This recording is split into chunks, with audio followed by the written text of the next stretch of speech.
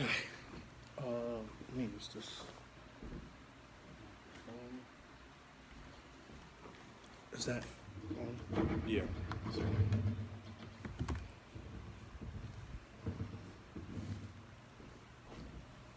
Okay.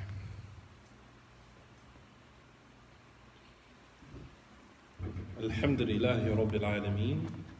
والصلاة والسلام على أشرف الأنبياء والمرسلين وعلى آله وأصحابه أجمعين. So, alhamdulillah, today we're going to talk about a new book that will be out tomorrow, inshallah ta'ala, for those of you in the Brooklyn, New York area. Inshallah ta'ala, I will be at Masjid Taqwa tomorrow in Brooklyn, New York.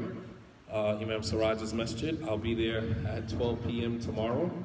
For those of you who are, want to purchase the book, inshallah. The name of the book is Blended Families, an Islamic Approach to Unconventional Family Structures. So tonight, inshallah, I'm just going to read something from one of the chapters, just to kind of give you a little glimpse of what the book is, what it entails. So I'm going to be reading from the last chapter in the book. It's chapter number 5. There's only 5 chapters in the book. I didn't want to make the book long drawn or drawn out. I didn't want to draw it out. When we talk about parenting and step parenting, there are a lot of, there are a lot of variables. There are a lot of issues connected to step parenting. So today, inshallah ta'ala, I just want to give you a blurb, just a glimpse, inshallah.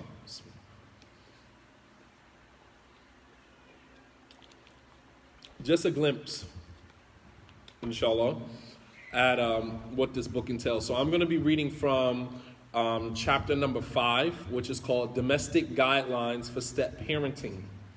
When I said domestic guidelines, I'm talking about domestic etiquettes that should be used in the home. If you have stepchildren in your home, children that are not your biological children, either because you remarried, either because you took in some family members, nephews, nieces, grandchildren, foster children, adopted children that you brought into your home, you brought into your space to raise them as your own. The religion of Islam has given us certain etiquettes and mannerisms that we should exercise when we have these children in our home. All right?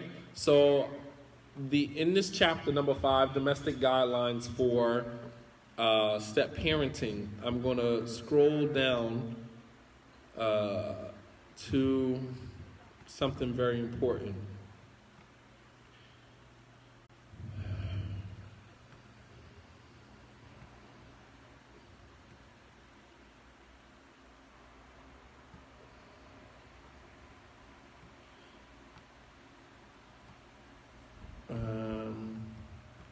All right, so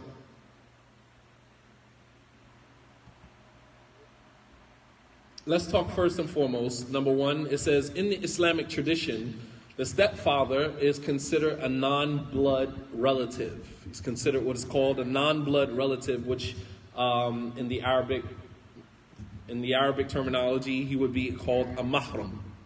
A mahram is that he is a non-blood relative to the stepchild, with whom sexual relations would be considered incestuous.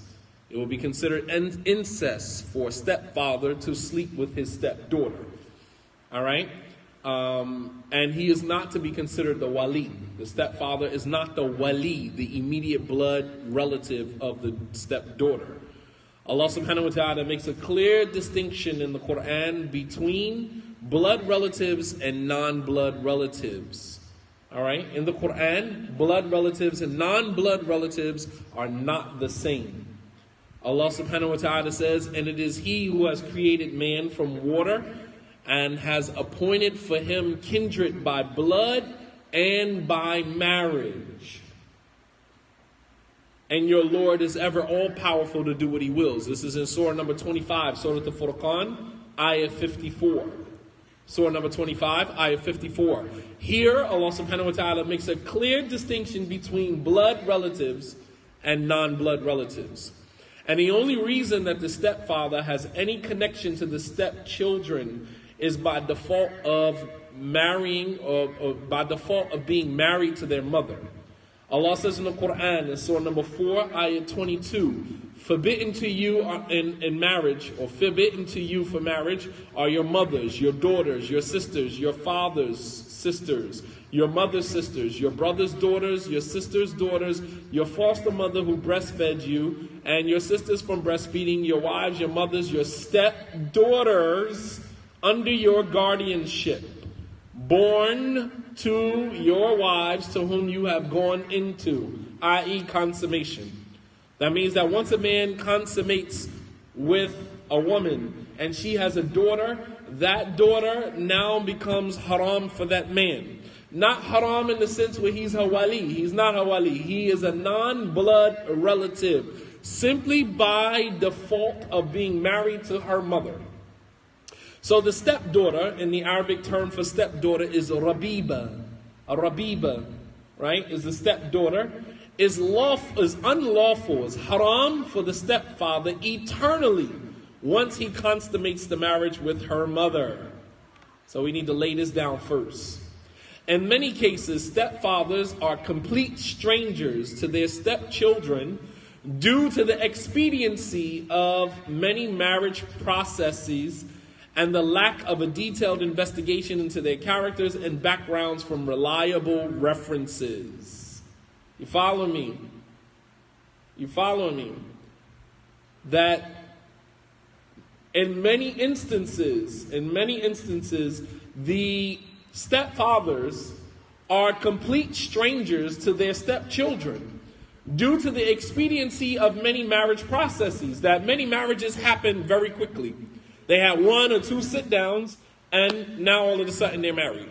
The children didn't even have a chance to meet the person, doesn't even have a chance to, get to know the person. It's all about what the mother wants, right? It's all about what the mother wants. The mother wants to get married, so she expedites the relationship very quickly, and the children didn't even have a chance to even know who this man that is about to come live with them, or who they are about to go live with. They have absolutely no clue who this guy is. So in many instances, the stepfathers are complete strangers to their stepchildren. And those of you men who have children from previous marriages and your ex-wives are in and out of relationships, you should be paying close attention. Because the most vulnerable of our children in the Islamic community are stepchildren. Facts. The most vulnerable of all of the children in the Islamic community are stepchildren. Why? Because a lot of times, if it's the mother who remarried and the children are with her, she's busy, she's a hopeless romantic, she's busy trying to learn and, build a relationship with her current husband. Meanwhile, the children are vulnerable. And the same instance, if it is a man who remarries and the children are with him, he's introducing his children to a new woman who, although is his wife, but she's a complete stranger to his children. Right? So we have to be careful, man. So in many cases, the stepfathers are complete strangers to the stepchildren due to the expediency of many marriage processes and the lack of a detailed investigation into their characters and backgrounds from reliable sources. We remarry very quickly, and we don't even take the time to go back and do a detailed investigation into this particular man's history.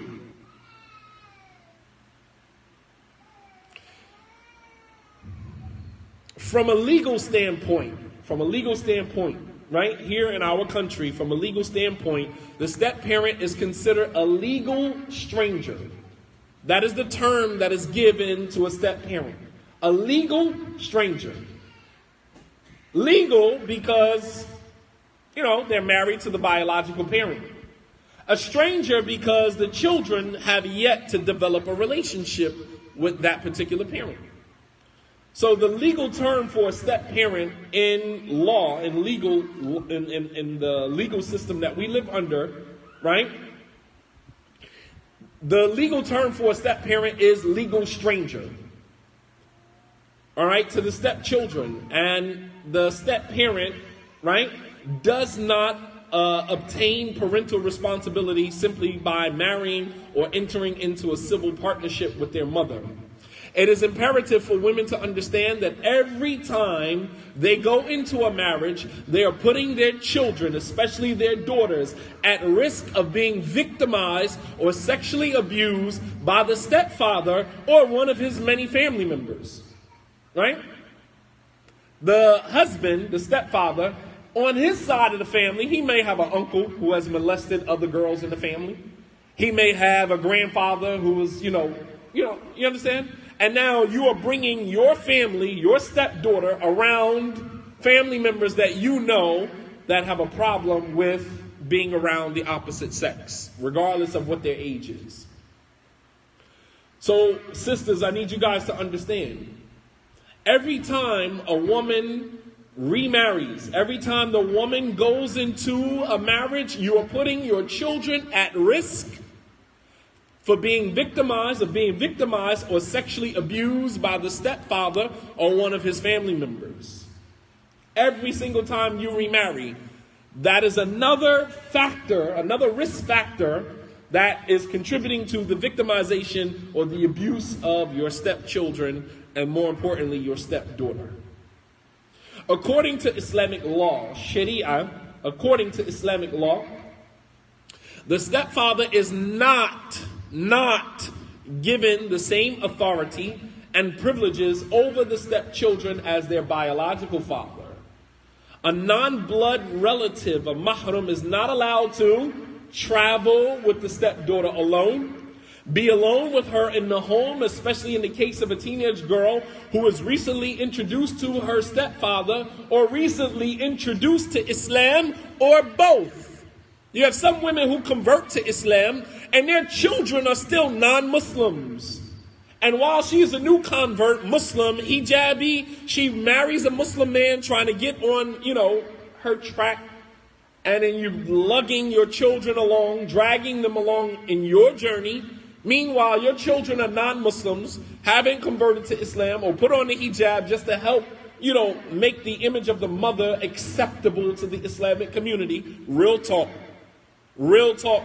Some of you sisters want to be accepted so bad, you will force your non-Muslim daughter to put on a hijab and come to the masjid, or put your daughter in an Islamic school. This is the other thing. You stick your child in an Islamic school, who your child is a non-Muslim, you doesn't want to hear anything about Islam, still trying to process the divorce between you and his or her biological father, and you're sticking them into an Islamic school, an Islamic environment, making the girl wear hijab, all the while they're not even Muslim. They're not even Muslim. But the stepfather is not allowed to travel with the stepdaughter alone, not allowed to be alone with her in the home, especially in the case of a teenage girl who has been recently introduced to Islam or reintroduced to her stepfather, or both. He is not allowed to see her scantily clad, and he is not allowed to marry her off, especially if the biological father is actively involved in the life of his children, in addition to being a practicing Muslim. The biological father is the official guardian, of the girl.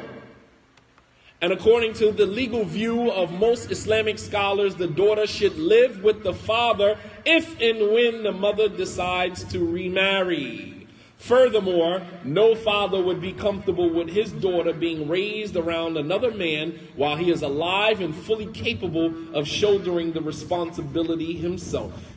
No man is comfortable with his baby girl being raised by another man. No man is comfortable with that. And the evidence for this legal view is found in an incident where a woman came to the Prophet ﷺ and said, "O Messenger of Allah, my stomach was a vessel for this child of mine. I carried this child in my stomach. My stomach was a vessel for this child. My breast was a receptacle for this child's milk, meaning my breast was the vessel that was used to carry the milk for this child. And my apartment was this child's domain. His father divorced me, and now he wants to take him from me. The Prophet ﷺ said to the woman, Anti ahaqqu bi waladik ma lam tatazawwaji. The Prophet ﷺ said, you, woman, have more right to the hadana, to the custody of the child than the father, so as long as you do not remarry. So as long as you do not remarry. The Permanent Committee of Major Scholars in Islam, right, a Lajnatu Da'ima, supported this view by saying that the most deserving of the people as it relates to the custody of the child in the event of divorce is his mother. When she and the father of the child separate. When the male child reaches the age of 7, he should be given a choice between living with one of his two parents, and whichever one he chooses, that is the one he should live with. However, when the girl reaches the age of 7, her father has more right that she live with him because she is in need of protection and care, the like of which only a father can provide. The mother is in need of maintenance and protection herself, and therefore it is not befitting, Islamically it's not befitting to place someone who is in need of protection and maintenance, whether male or female, in the hands of someone that cannot protect or maintain them. And this was also the view of Imam Ahmad, rahmatullahi alayhi. So that's as it relates to custody. And understand that these narrations and these views do not emphatically quantify the total sum of the Islamic rulings related to child custody. However, it does provide a foundational understanding and a reference to spouses when they are in the heat of separation. Usually the brother divorces the wife and he's like, I'm taking my kids with me. Where are you taking your kids to, brother? Please tell me. You got to get up and go to work in the morning. Who's going to watch your kids? Your new wife? You're going to dump that load on your new wife that she has to watch over your children? She didn't sign up for that. All she did was marry you. She didn't sign up to carry your extra luggage and carry your extra baggage that you brought with you from one relationship to the next. In recent times, I want you guys to pay close attention to this. In recent times, many incidents have surfaced in the Islamic community related to inappropriate relations between step-parents and stepchildren. Yeah. Some of which have been made public. Right? Some of which have been made public. And some of which, remains, tucked underneath the prayer rug. Nobody knows about it. And those children, unfortunately, have to live with that. In recent times, many incidents have surfaced in the Islamic community related to inappropriate relations between step-parents and step-children. Incidents of physical and psychological abuse. Physical and psychological abuse. You physically abusing the children and psychologically abusing the children. And we'll get to the examples of psychological abuse. You have some children that, I'm getting to the root of our problems. You guys can sit around and talk about Aqidah and Minhaj and what the scholars say about this one. You guys can sit around and talk about that stuff all day long. I'm good on that. I'm talking about the real issues in our communities that nobody addresses, nobody says anything. It's the elephant in the room, right? Staring us directly in our faces, and nobody says anything about it. Nobody. It makes me think, well, maybe I'm in the wrong place. Maybe I'm doing the wrong thing. Maybe I am astray. Maybe, I don't know. I really don't know. But I can't understand for the life of me how something like imam or student of knowledge being inappropriate or molestation or accusations of molestation and rape of a stepchild is made public in the Islamic community, and Muslim leaders don't rush to the scene to begin to remedy that problem. You understand? Are we sitting around inviting scholars from Saudi Arabia to sit here and regurgitate the same jargon, pulling us back under the same covers to rock us to sleep all over again? I just, for the life of me, I just can't figure it. I cannot figure it. Maybe I am astray. Maybe I'm in the wrong place. Wallah al-Azim. There are times as a Muslim, I feel like maybe I'm in the wrong place. I kid you not. I'm sitting here scratching my head, I'm saying to myself, what is wrong with this picture? It literally starts to make you question yourself. Like, am I really astray? Am I really going off the deep end here? Does nobody else see what's going on? Does nobody else see, right, what is happening to our children that are leaving these so-called Muslim homes that are on the haqq? These children are getting high. These children are addicted to drugs. And I ain't talking about soft drugs. I'm talking about hard drugs. These children are addicted to drugs. These children are leaders of gangs. These children are gang members. Muslim children who the adhan was called in their ear. We did aqiqahs for these children in the masjid.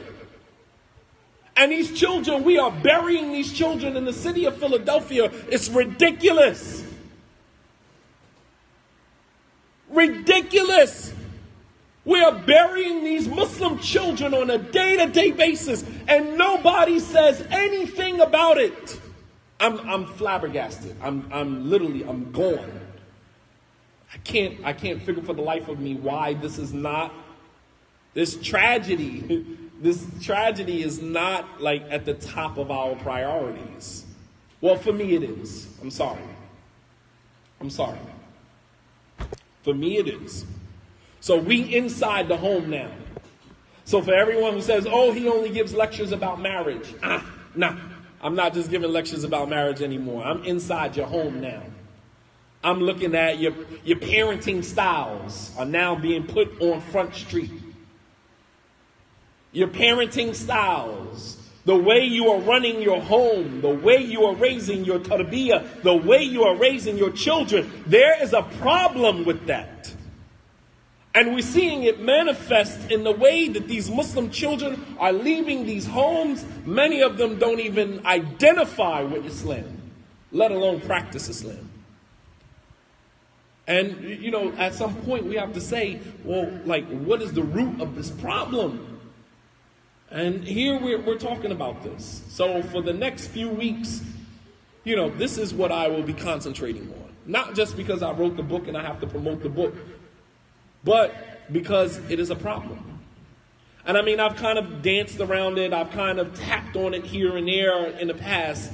But now that I have all of my thoughts put into a book form, we're definitely getting ready to take a ride on this journey, man.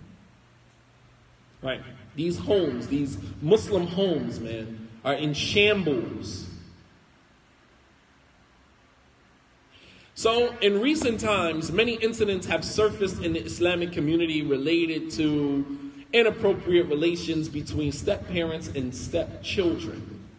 Notice I said in recent times, incidents have surfaced. I didn't say that they, just started. These things have been going on for years. For years, many sisters right now who were stepchildren in the Muslim home, who are in their 40s and above, can testify that this stuff has been going on in Muslim homes for years. Haven't heard one lecture about it, haven't heard one seminar about it, have not seen one 3-day conference.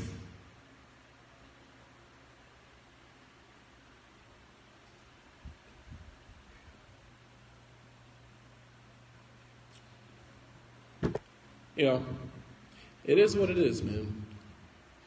Incidents of physical and psychological abuse.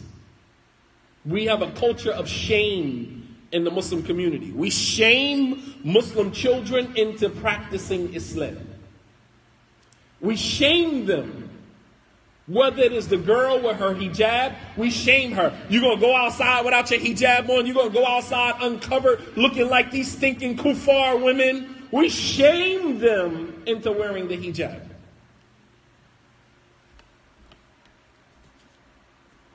We shame Muslim boys, right, to the point where sometimes they start to incline towards the opposite sex. Lower your gaze when you go outside. Don't be looking at no girls. Don't be talking to no girls. How in the world is a Muslim boy supposed to have a healthy relationship with his wife when he hits 19, 20, 21 years old and he's been told his entire life not to talk to the opposite sex? You better not be talking to no girls. Talking to girls is haram. Talking to girls is haram. This is what we're teaching our children. Talking to girls is haram. I mean, just like socially. I'm not talking about in a boyfriend-girlfriend context. I'm talking about in a social context.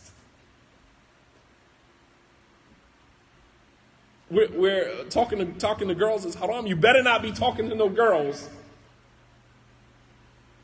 And then, meanwhile, the boy is socially awkward. And then when he's 21, 22 years old, we start introducing him to marriage. You ready to get married? Have you prepared him for marriage? What type of question is that? How do you just automatically assume because a kid, a boy, is 23, 24, 25 years old, that he's automatically prepared for marriage? Are you serious? A man came to the Prophet ﷺ and said, Ya Rasulullah, mata sa'a. When is the hour, O Messenger of Allah? The Prophet ﷺ said, Wa ma a'datta laha. And what have you done to prepare for it? Meaning, don't worry about when the hour is. Don't worry about when the last day is going to be. What have you done to prepare for it? Don't worry about whether the boy is ready to get married. Have you prepared the boy for marriage? Have you prepared them for marriage?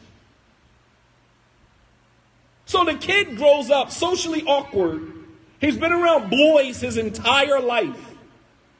Talking to girls is haram. He can't speak to girls, right? So incidents of physical and psychological abuse, molestation, inappropriate touching, for those of you who don't understand what being molested involves. Touching the girl inappropriately. You have some step-parents, stepfathers, who walk into the girl's room while she's getting dressed unannounced because it's your house. I know situations personally I've counseled. You busting into your stepdaughter's room unannounced, not even knocking, no respect for the child's privacy. And you're seeing the girl unclothed, inappropriate touching, molestation, and even rape, which are all clear indications of parental negligence. Sometimes innocently, sometimes the mother of these children are just innocently negligent. And parents have to understand the Islamic guidelines regarding these stepchildren in our home, man. The religion of Islam offers a stringent precautionary approach to healthy male and female interactions. Allah subhanahu wa ta'ala says regarding fornication and adultery, وَلَا تَقْرَبُوا الزِّنَا إِنَّهُ كَانَ فَاحِشَةً وَسَاءَ السَّبِيلَ. Do not come close to fornication and adultery. Indeed, it is an abomination and an evil way. The implications of this verse are very clear. Anything that potentially leads to fornication and adultery is essentially fornication and adultery. Prophet Muhammad ﷺ even instructed us with respect to the intimacy of our children's living spaces in order to prevent molestation and incest even amongst the siblings. The Prophet ﷺ said, Muru abna'akum bis-salat wa hum abna'a sab'a wadribuhum alayha wa hum abna'a ashar وَفَارِقْهُمْ فِي الْمَضَاجِعِ. The Prophet ﷺ said, instruct your children to pray when they're 7. Command your children to pray when they are 7. And to discipline them when they don't pray at 10. Because at 10, Salah is an obligation. Command your children to pray at 7. Discipline when they don't pray at 10. وَفَارِقْهُمْ فِي الْمَضَاجِعِ, and to separate them in their living quarters. To separate their beds. To separate their beds. Right? Separate them in their beds. Understand? That means that each child by the age of 10 should either have their own bed that they're sleeping on or their own room. And this is especially true with girls. A girl should not be sharing the same room with her brother at 10 years old.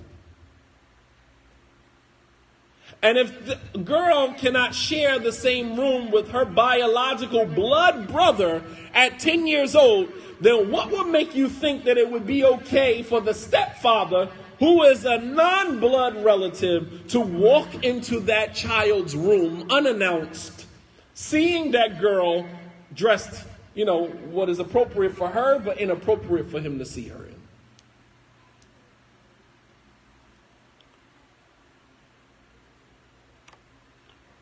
Incest, molestation, and rape are among some of the most sinister tactics used by Shaitan to devour the human spirit.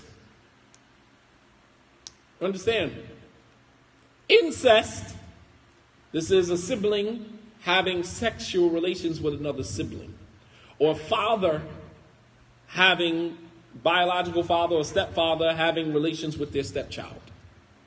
Incest, molestation, and rape, pay attention to these three, are among some of the most sinister tactics used by Shaitan to devour the human spirit. Because these three things, it is very difficult to bounce back from. A child being molested, that stays with you for the rest of your life. You can't shake that. Incest, it destroys parent-child relations. It destroys the relationship between siblings. And rape, obviously, which is so traumatic, some people can't even bounce back from it, man. Incest, molestation, rape are some of the most sinister tactics used by Shaitan to devour the human spirit. Allah subhanahu wa ta'ala exposed the deep hatred that Shaitan has for Adam and his descendants when he said, I will take an appointed portion of your servants and I will mislead them. Surely I will arouse in them false desires, and I will certainly order them to slit the ears of cattle, and I will order them to change the nature created by Allah subhanahu wa ta'ala.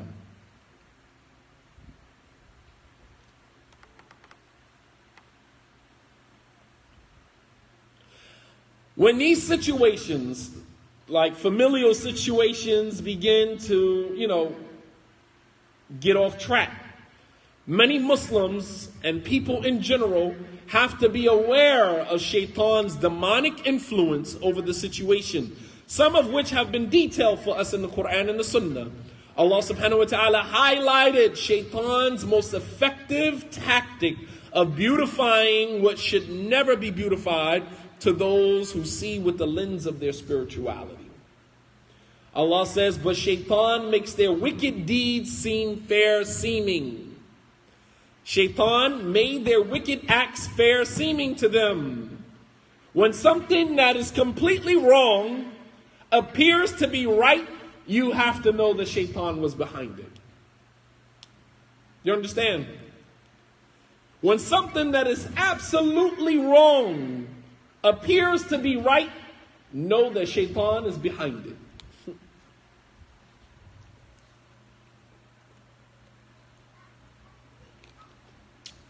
When you engage in something, at the time, sometimes you don't see it. Hindsight is 20/20. So after the situation is over, you sit back and you look at the situation and you say, wow, how did I miss that? This was all wrong. You know how you missed it? Because Shaitan beautified it for you at that moment, so you couldn't see it. Behind every wrong action that has been done, is the beautification of shaitan of that action. Make no mistake about it. He's always behind it. A man, sisters, pay attention to this. A man who sits at home alone with his stepdaughter has to be mindful that shaitan is constantly working on his psyche and his soul. Shaitan is working on his psyche and his soul.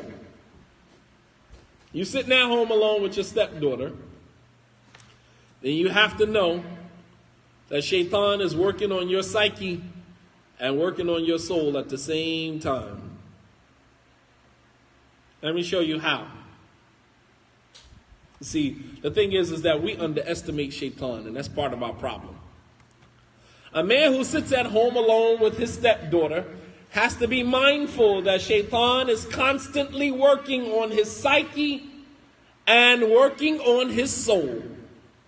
The Prophet ﷺ informed us of how shaitan influences the beauty, the shape, and even the voice of the woman to entice men to do the unthinkable.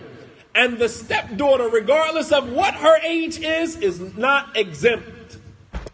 Your stepdaughter is not exempt. I don't care if she's 2 or 20. She's not exempt. Make no mistake about that. Some girls have been molested as early as 2 years old.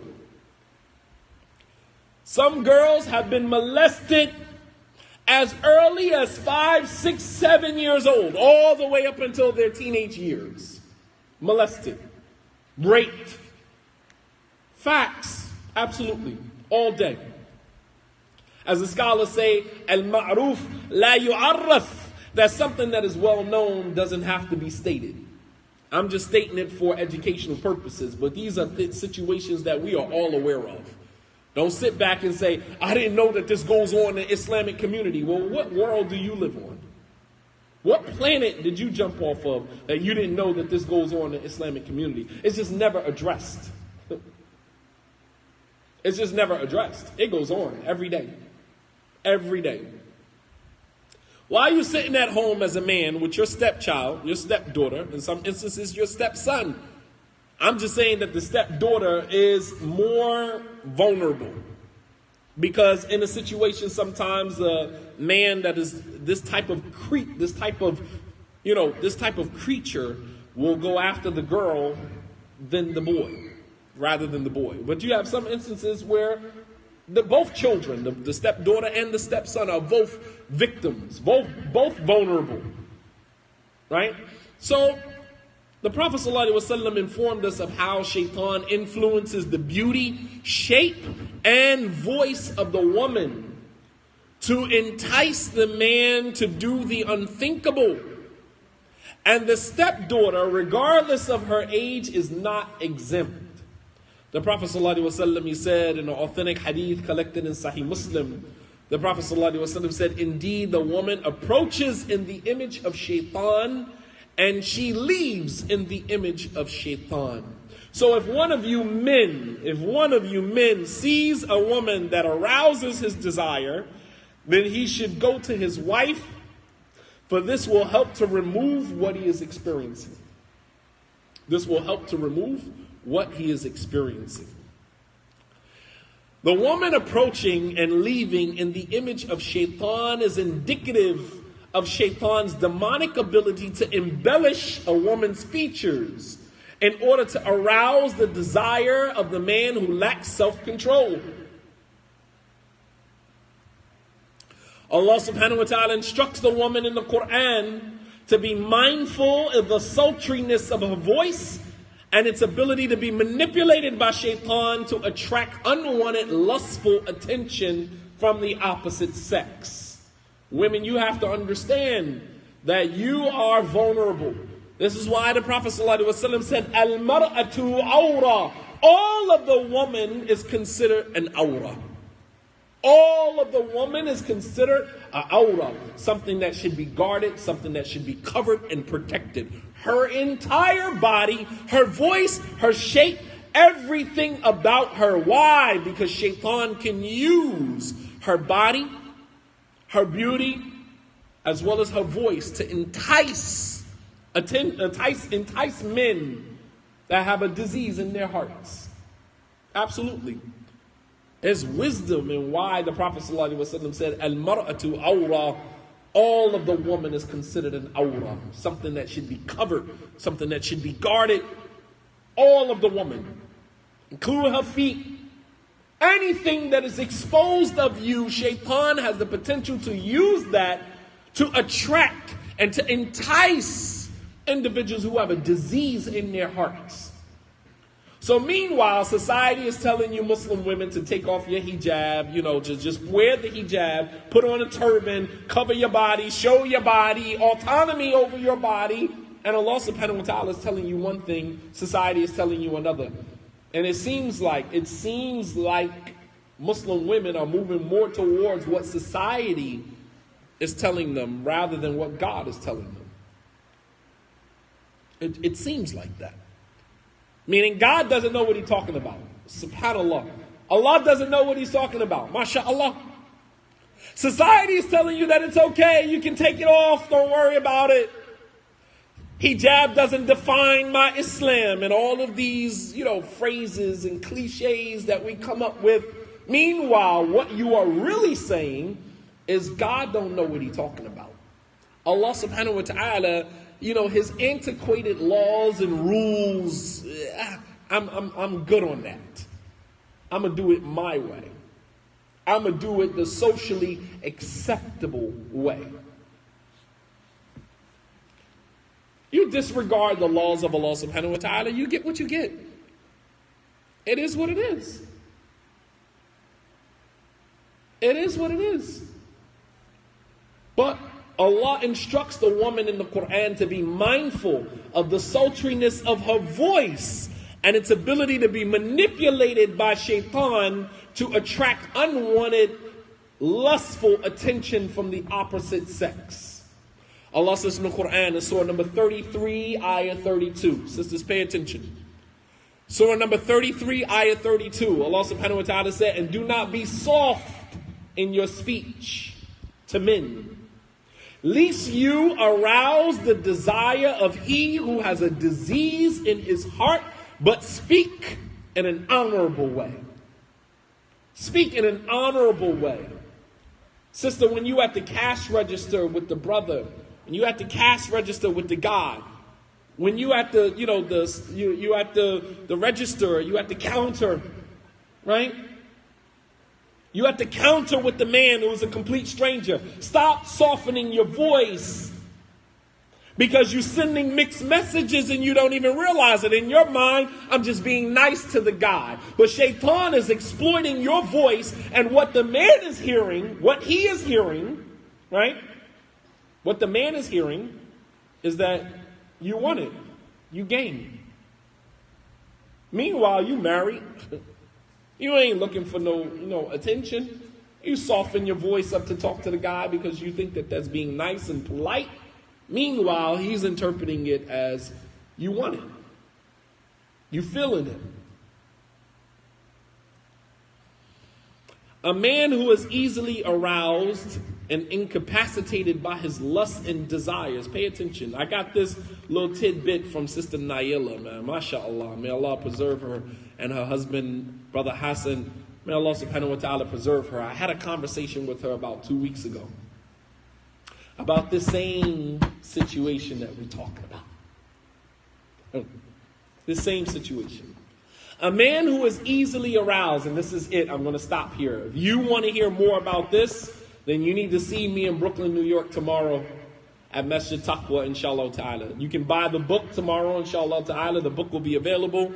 If you don't need the book and this is rubbish, it's not really important to you, then so be it. It's not going to stop my journey. Life moves on. Nonetheless, a man who is easily aroused and incapacitated by his lusts and desires has no control or discernment about where his private part will end up. You understand? A man who is easily aroused and incapacitated by his lusts and desires has no control or discernment about where his sexual member will end up. Right? He doesn't know where that private part is going to end up. He has no control over that. It can end up in his daughter. This includes, but is not limited to, his own biological daughter or son, stepdaughter or stepson, sister-in-law, wife's best friend, and the list goes on. The ultimate control over his private part, as well as all other parts of his body, is his heart's connection to Allah subhanahu wa ta'ala. If the heart is healthy, then all of the other faculties will function on the same accord, on the same frequency, including his sexual member. And the same holds true if it is unhealthy. The Prophet ﷺ said, "Inna fil jasadi la mudgha, idha salahat salaha al jasadu kullu, wa idha fasadat fasada al jasadu kullu, ala wa hiya al qalb." The Prophet ﷺ said that indeed in the body there is a lump of flesh. If it is sound and healthy, then the rest of the body will be sound and healthy. And if it is unhealthy, then the rest of the body will be unhealthy. And indeed, that lump of flesh is the heart. A man who is easily aroused and incapacitated by his lusts and desires has absolutely no control or discernment about where his private part will end up. Could be his daughter, could be his son, could be his stepson, could be his stepdaughter, could be his sister-in-law, could be his wife's best friend. He has absolutely no control over where his private part is going to end up. Because the heart is corrupt. You understand? The heart is corrupt. And if the heart is corrupt, then all of the other faculties, he'll steal, he'll do corrupt things with his hands, he'll do corrupt things with his eyes, like look at his friend's wife, looking at her body, sizing her up. He'll do corrupt things with his eyes, he'll do corrupt things with his ears, he'll do corrupt things with his hands, he'll do corrupt things with his feet, he'll do corrupt things with his private part, because the heart, the center of all of those faculties, is corrupt. Nah, it ain't pray harder. Pray harder ain't got nothing to do with it. Prayer is just a ritual by which we express our spirituality. Prayer doesn't make you righteous. You got it backwards. Prayer does not make you righteous, and prayer is not an indication that you are righteous. The only thing that prayer represents is a platform, is an outlet for you to express your belief in God. And even hypocrites, even Shaitan believes in God. So what does that mean? You guys got to get out of this thinking, man. I need to wake you guys up, man. Prayer does not validate your spirituality. Prayer does not mean that you are spiritual. Prayer means that you are religious. You can follow a regimented, measure, a regimen of rudimentary practices. That's all that means. It does not mean that you are righteous because you pray, and you will not necessarily become righteous simply because you pray. Understand that. Facts. Don't say we got to pray harder. I got to make more salat. What does that mean? What is that going to do for you? If your heart is not right, you can pray all you want. It's not going to do anything for you.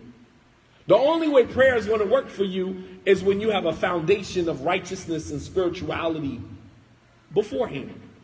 Allah says in the Quran, "Inna salata tanha anil fahsha'i wal munkar." That salat prevents you from indecency and sinful acts.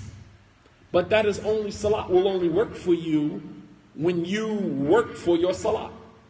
Meaning when you begin to lay the foundation of your spirituality and then you express that by your prayer, then the prayer will work for you. But if you got a nasty heart, you got an unhealthy heart, and you pray, you just have a prayer on top of an unhealthy heart. That's it. We got to get out of this mindset of believing that, if I pray more, then I'll get better. Doesn't work like that. I'm sorry to tell you guys. So inshallah ta'ala, we'll stop here. Bi'idhnillah. Wa sallallahu ala nabiyyina Muhammad wa ala alihi wa sahbihi wa sallama tasliman kathira wa akhiru da'wana anil hamdulillahi rabbil alameen. If you guys like what you heard and you are in the Brooklyn area tomorrow, inshallah ta'ala, I will be at Masjid Taqwa tomorrow at 12 p.m. inshallah ta'ala to talk more about this book, to read some more excerpts from the book inshallah ta'ala, and I will also have the book available with me. So if you would like to purchase the book tomorrow, I will have the book available. For those of you who purchased the book online, who pre-ordered the book or purchased the book, inshallah ta'ala, your books will be sent off on Monday, first thing Monday morning, and inshallah ta'ala, you should have your book by Wednesday. Jazakumullahu khairan. 12 o'clock, 12 p.m. at Masjid Taqwa, inshallah. You can order the book online through PayPal or through Cash App. PayPal or Cash App. The name of the book is Blended Families. Blended Families, an Islamic Approach to Unconventional Family Structures. The book is $14.99 with shipping $21.99. The book will ship in 2 to 3 days, inshallah ta'ala. Priority mail.